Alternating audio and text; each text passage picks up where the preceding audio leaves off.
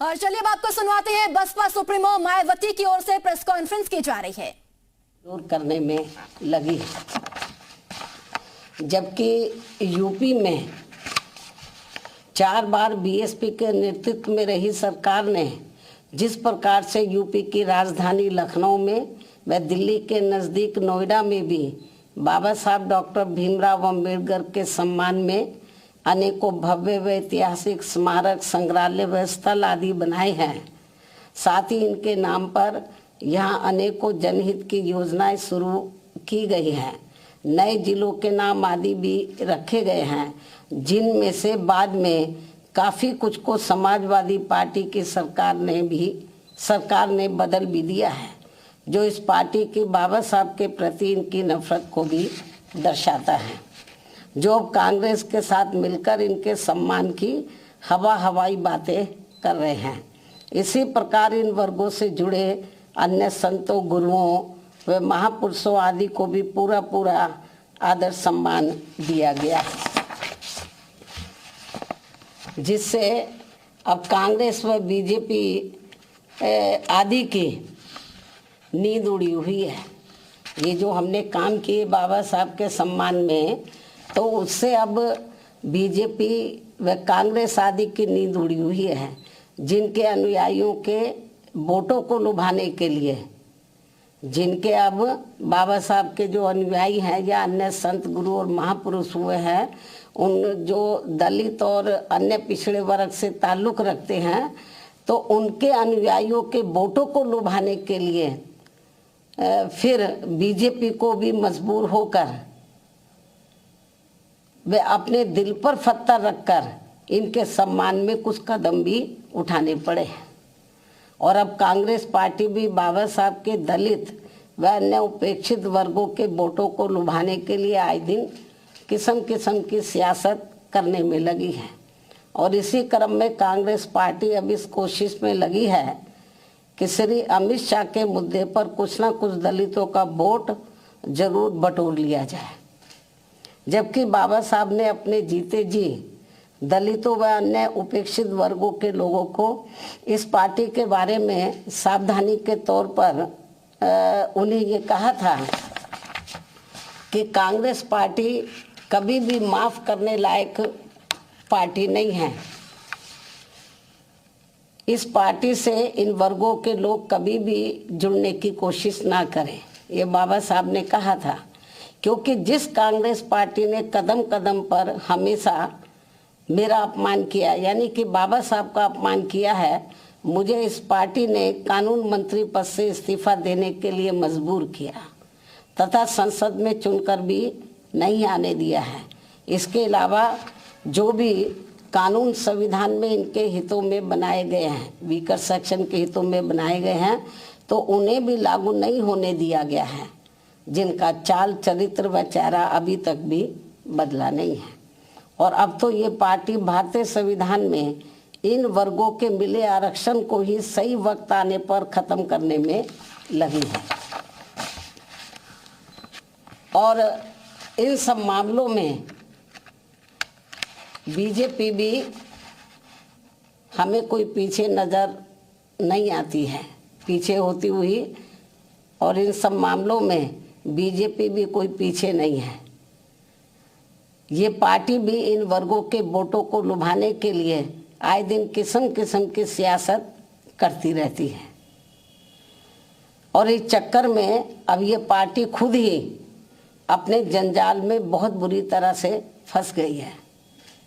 कहने का तात्पर्य ये है कि चाहे बीजेपी हो या फिर कांग्रेस पार्टी एंड कंपनी के लोग हों, ये सभी दल अभी भी बाबा साहब का कतई भी दिल से सम्मान नहीं करते हैं।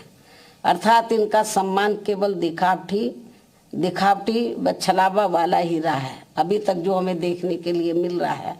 और अब ये सभी पार्टियां बाबा साहब का केवल नाम इस्तेमाल करके इनके अनुयायियों का वोट लुभाने में ही लगी हैं, जिनसे बाबा साहब के अनुयायियों को हमेशा सावधान रहना है।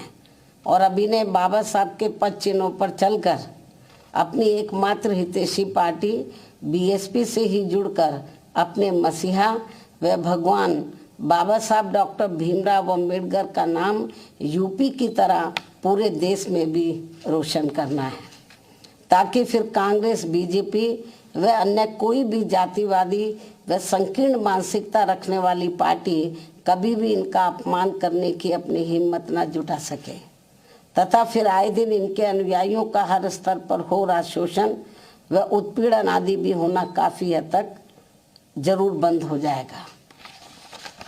संक्षेप में अब मेरा यही कहना है कि खासकर दलितों व अन्य उपेक्षित वर्गों के वोटों के लिए पिछले 1-2 दिनों से संसद में सत्ता व विपक्ष के बीच में जो सियासत चल रही है और उनके वोटों के लिए इनमें मेरे व तेरे अम्बेडकर हैं, जो ये सब चल रहा है, और अब इनकी ये लड़ाई धक्का मुक्की तक भी उतर आई है, ये सब शोभा नहीं दे रहा है। और पूरे देश के जो वीकर सेक्शन के लोग हैं ये सब देख रहे हैं, इनकी ये जो सियासत चल रही है वीकर सेक्शन के वोटों के खातिर ये सब देख रहे हैं। मुझे नहीं लगता जो कुछ ये सियासत चल रही है तो वीकर सेक्शन के लोग ना सत्ता के बहकावे में आने वाले हैं और ना ही विपक्ष के, क्योंकि उनको ये मालूम पड़ गया ये हमारे हितों में कुछ करने वाले हैं नहीं, केवल हमारा वोट चाहते हैं और संविधान की बात जरूर करते हैं लेकिन संविधान पर अमल नहीं करते हैं।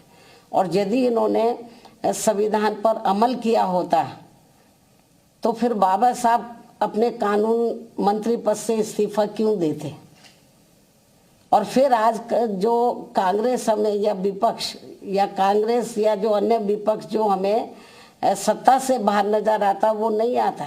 यदि ये ईमानदारी निष्ठा से संविधान का जो हमेशा संविधान को दिखाते रहते हैं उस पर इन्होंने रत्ती भर भी अमल नहीं किया, कांग्रेस पार्टी एंड कंपनी के लोगों ने।